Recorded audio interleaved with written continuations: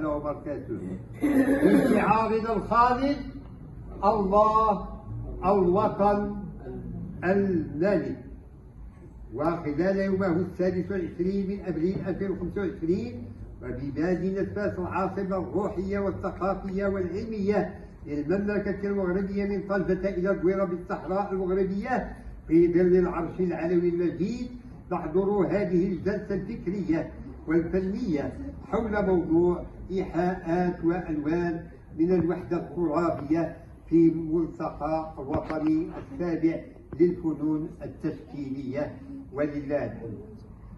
وهذا الملتقى منظم من طرف جمعية التشكيليين المتحدين بشراكة مع مديرية الجهوية لوزارة الشباب والثقافة والتواصل قطاع الثقافة بجهاز فاس مكناس.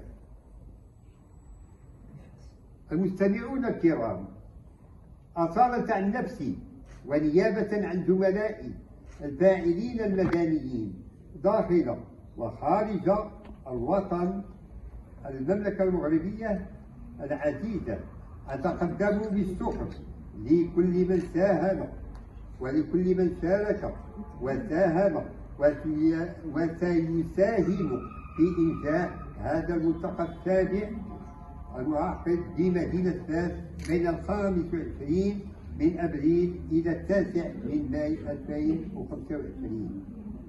وبهذه المناسبة أقول: وبهذه المناسبة السعيدة نجدد البيعة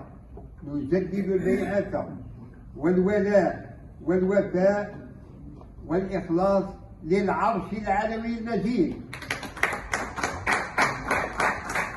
ونسأل الله تعالى عز وجل أن يبارك في عمر ملكنا الهمام جلالة الملك محمد السادس نصره الله وأيده وألبسه لباس الصحة والسلامة والعافية والألطاف الخافية، آمين.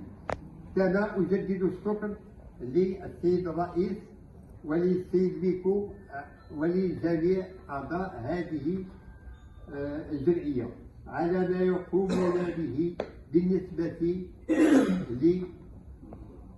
للوطن، وشكرا للجميع مع تحيات محمد بن